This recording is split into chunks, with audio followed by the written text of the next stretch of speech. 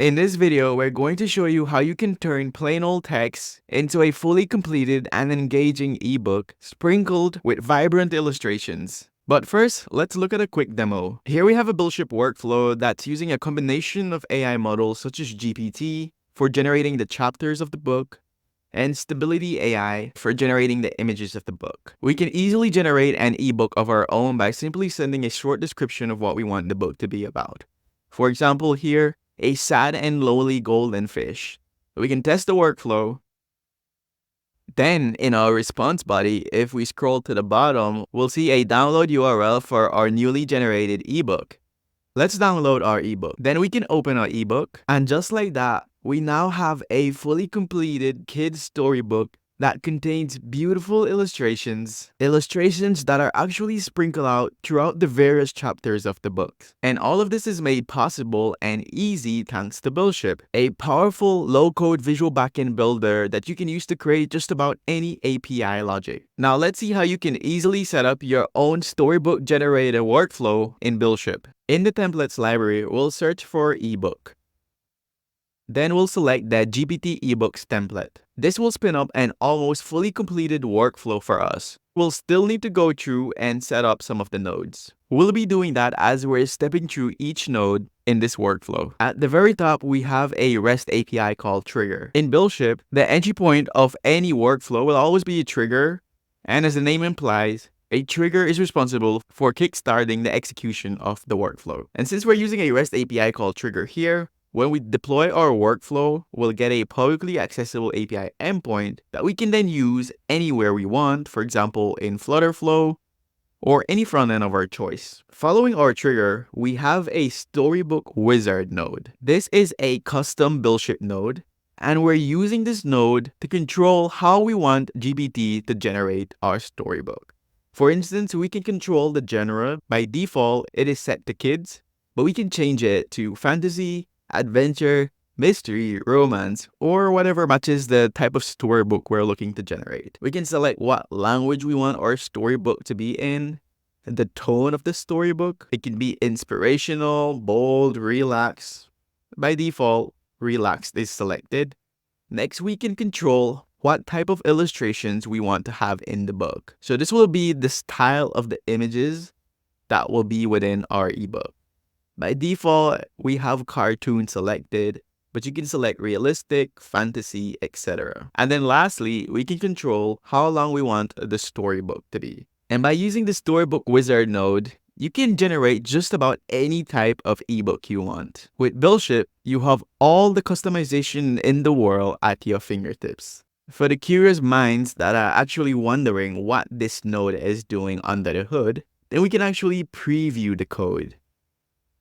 And if we take a look here, we can see that what we're doing is generating a system prompt that will be passing to GPT. Our prompt is being formed dynamically using the parameters we pass in, such as the genre, language, tone, illustrations, and story length. We then dynamically inject these parameters into our system prompt. At a high level, we're simply telling GPT that its job is to create engaging and fictional storybooks based on the parameters we give it. Importantly, we're telling it that it should generate the book in a JSON structure. This JSON structure includes the book title, a description of a cover image that we will eventually use to generate the image for the cover of the book, the characters of the book. This includes the character name and description, and then finally the chapters of the book, where each entry will contain a title, and then data is an HTML representation of the content of that chapter. Among that, we're doing some other things here, such as telling GPT that we wanted to sprinkle illustration descriptions throughout various chapters of the book. Let's look at an example of what this actually means. Here we're giving GPT a sample of what a chapter should look like. We have the title of the chapter, and then we have the data or content of that chapter. And we have some text here, but if we keep scrolling to the right, we'll see a square bracket, and within that square bracket, there's the illustration keyword followed by colon, and then the description of what the illustration should be. Of course, eventually we'll use this description in our Stability AI node to generate an image, which we will eventually inject here. And that's all there is to our Storybook wizard node. Next, we arrive at the GPT JSON generator node. As the name implies, this node will generate JSON for us using GPT, given a system prompt and user prompt. But first, we need to enter our OpenAI API key, and we'll select this from our secrets. Next, for the system prompt, we're using the return value of our Storybook wizard. As we just saw, our Storybook wizard node will dynamically generate our system prompt for us based on these parameters. After that, we specify a user prompt. Now, this is where you can specify a short description of what type of storybook you want to generate. Here we have a sad and lonely golden fish. We already used this in the beginning of the video, so let's change this to something else. Let's change this to a lost duck in the big city. And then the other parameter here is the model we want to use. In this case, we're using the latest GPT model. The output of this node will be our storybook in JSON structure. The next set of nodes are for helping us generate the images of our chapters. We have a utility node here, extract illustrations, that takes in the chapters that we get from our JSON generator node. This node will extract and return all the illustration descriptions that we can then use to generate the actual images. The extract illustration node will then give us an array of image descriptions that we then need to loop over and use our Stability AI image generation node to generate the images. Following that, we have just that, a loop node that takes in an items array. In this case, we're using the output of the extract illustration description node. Within the body of our loop, we have the Stability AI image generator node. But first, as we can see, the node is screaming at us because the API key is required. So let's select that. We'll go to secrets and we'll select the secret. Next, we need to enter the input prompt.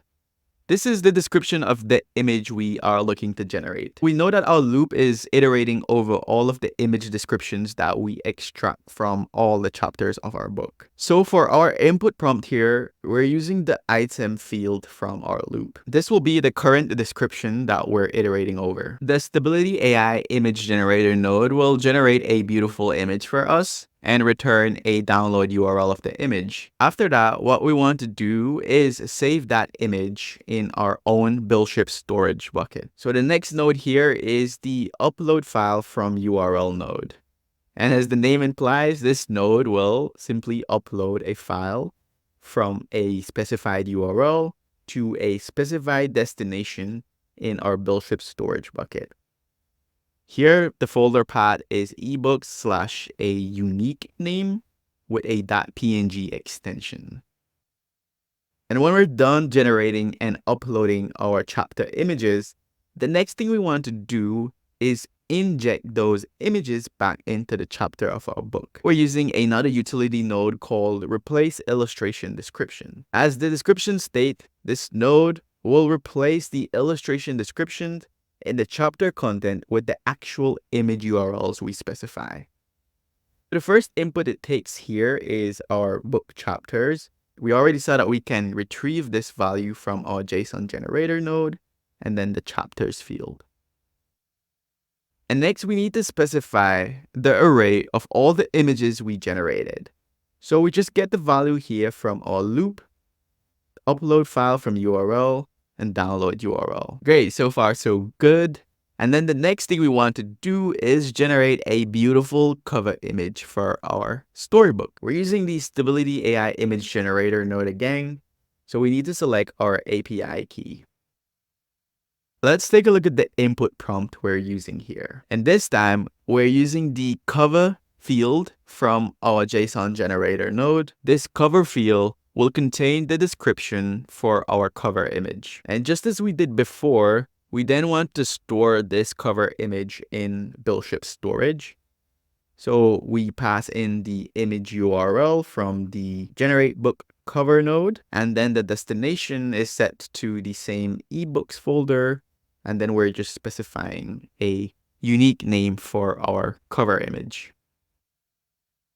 Now let's pause here for just a second. So far, we've generated our storybook in JSON format using the GPT JSON generator node. We've generated the chapter images using our Stability AI image generator node. And we've also generated a cover image for our book. And with all of that done, we can now move on to the crux of our workflow, which is a generate EPUB node. This is where we tie everything together to generate our ebook. We have a couple of parameters here that we need to fill in. The first one is the title of the book. We're getting this value from our JSON generator node, specifically the title field. Then we need to specify the author and publisher of the book. Here we're just setting it to AI Inc. Then we need to specify the cover image of the book. We're getting this value from the generate book cover image URL, but that is actually incorrect. What we want to use instead is the upload file from URL node and the download URL. This references the cover image stored in our BuildShip storage. And next, you can specify any CSS styles that you want, but for here, we don't need to do that. Then the important part here is our chapters array. As you can see, we're passing our chapters in from our replace illustration description node. As we previously covered, this node will return all the chapters with the illustration images injected. And that's all the configuration we need to do for our generate EPUB node. And with that, we will have a beautiful ebook created for us. And the next thing we want to do is store that in our BuildShip storage and generate a public download URL. And then we want to return a full response from our workflow. Let's look at what we're returning here. We're returning a JSON object that contains a title field, a cover field, the chapters of our book. And what we're interested here is the ebook URL, which will be a download URL for our ebook. Now for the fun part, where we put our workflow to the test. It's pretty easy to do that in BuildShip. We'll go to test, and because our workflow doesn't currently depend on any query parameters or body payload, we can just go straight to test our workflow. Perfect. We get back a response from our workflow. We can see the book title is Daisy the Lost Duck in the Big City. We have our cover image, the chapters of our book. And if we scroll all the way down, we can see what we're looking for, the ebook download URL. We'll copy this URL, open it in a new tab to download it. Now let's open it up, and there we have our beautiful storybook. And we have all the chapters as well as the illustrations sprinkled out throughout each chapter. Beautiful. And with that, you can now let your imagination take off with BuildShip. We'd love to see the storybooks you generate. And on that note, if you have any feedback or ideas of what you'd like to see us build next, then feel free to share with us in the comments. And if you're not already subscribed to our channel, then what are you waiting for? Because you're definitely not going to want to miss out on any of the amazing content we're releasing by the week. But that's as far as we'll go in this video. Until the next one, happy build shipping!